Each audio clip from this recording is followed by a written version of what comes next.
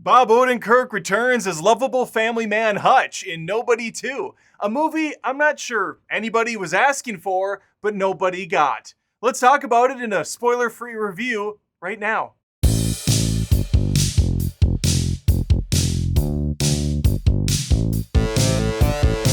The Mansell family returns for a fun little vacation. It's a nice change of pace from the Monday through Sunday grind, where every week you feel like you're kind of doing the same thing over and over again. And that's kind of what Nobody 2 does. The same thing the first Nobody did, over and over again. The movie does something a little bit different. It kind of switches genres a bit. Instead of a serious action movie with sprinkles of comedy, this one is a full-blown action comedy with sprinkles of seriousness mixed in. But before I dive further into this, if you wouldn't mind being like Hutch and just smacking the crap out of that subscribe button and even hitting the notification bell if you're on YouTube, I would appreciate it. But you can find the channel on Spotify, Apple Podcasts, and the aforementioned YouTube, of course. Okay, let's keep going. Now, if you're wondering if you can check out Nobody 2 without seeing the first one, you can, because I saw the first movie and forgot almost everything about it going in, except for the fact that Connie Nielsen is still a smoke show and Christopher Lloyd is still awesome. Both of them back again. And also, it might help to throw the first movie out the window because a lot of the stuff in that, again, is more serious. It felt like it could live in the John Wick universe, almost to a carbon copy annoying fault. You follow the same exact playbook. Hutch is retired. He's got this secret life, a double life basically, with the family until he's brought back into the fray and everyone finds out his dirty little secret. There's underground tattoo parlors and other secret things that only the world of spies know. It just felt very familiar. Not bad, but also not really having much of its own identity.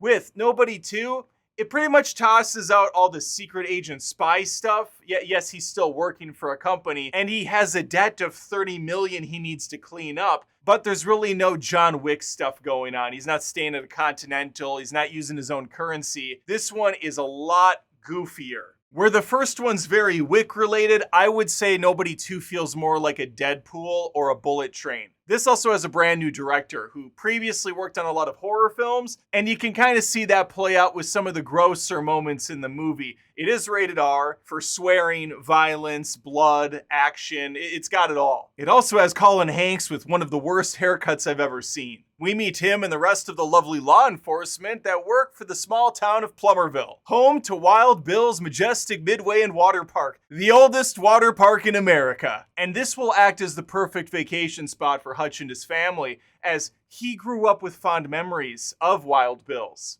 And since Hutch is very burnt out killing people when the movie starts, this will be a nice reprieve. Nobody 2 has a simple, straightforward plot. The family goes on vacation. Shit goes south pretty fast when his son gets in an altercation at an arcade, and things spiral out of control from there. The deeper we get into the film, the more we see the corruption from the cops, the cartel gets involved. It's a whole mess. And the script is a bit of a mess as well. There are several plot points that don't really go anywhere. And some of the plot points feel incredibly forced and are resolved almost out of nowhere. The big one revolves around him and his wife's kind of marital issues they're having, but then not. It's just jarring and feels patched up instantly. We're not really here for deep, complex plots, are we? We're here for the action, and there's good news on that front. It's pretty great. Much like the first film, I think the first 75% is incredibly strong, and when we get to that final kill box endgame, where a bunch of bad guys just run out and get blown up, I lose interest a bit. It becomes kind of stale. It's not near as creative, and it's just not that great to watch. But overall, Nobody 2 is a fun, unnecessary, pretty harmless sequel,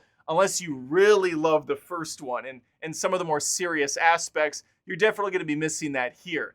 I do think the comedy works for the most part. I do appreciate, as a dad myself, the Papa Bear mentality of if you fuck with my kids, I'm going to fuck you up. That stuff's all very fun to watch play out. The violence gets creative at times. However, I don't think anything rivals the bus fight from the first film. They have a duck boat scene that's just not that great. And again, because this whole thing is played for laughs, the stakes are minimized a lot. Outside of the police force in this one, the major threat comes from the new villain played by Sharon Stone. Stone is incredibly over the top. She's hamming it up, not to the levels she did in Catwoman with Halle Berry, but It's pretty close. She knows the type of movie she's in, and she's playing the angles well. I will say on the weaker side, and it kind of hurts me to say this, is Bob Odenkirk, who I normally freaking love. It's Saul Goodman, man. He just seems tired this time around, and even in the action scenes where he's supposed to be losing his shit, I'm not buying it as much, which again is a bummer to say about the main character of the film.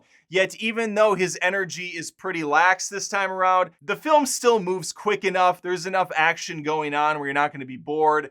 Even when the story and some of these side character plots don't seem to go really anywhere interesting, there's enough to at least watch it once and forget about it a week later. Not a glowing review by any stretch of the imagination, but I don't think this was a total miss all the same. I don't think the first one is amazing either, but Nobody 2 is certainly not better. It's a step down.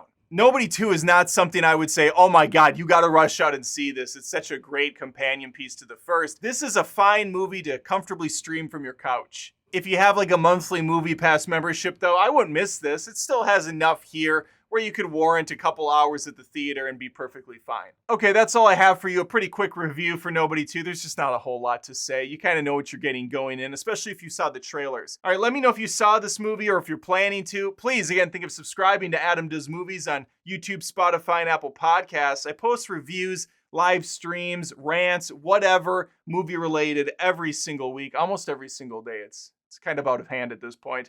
I would love to have you stick around. All right, that's all I got. Take care.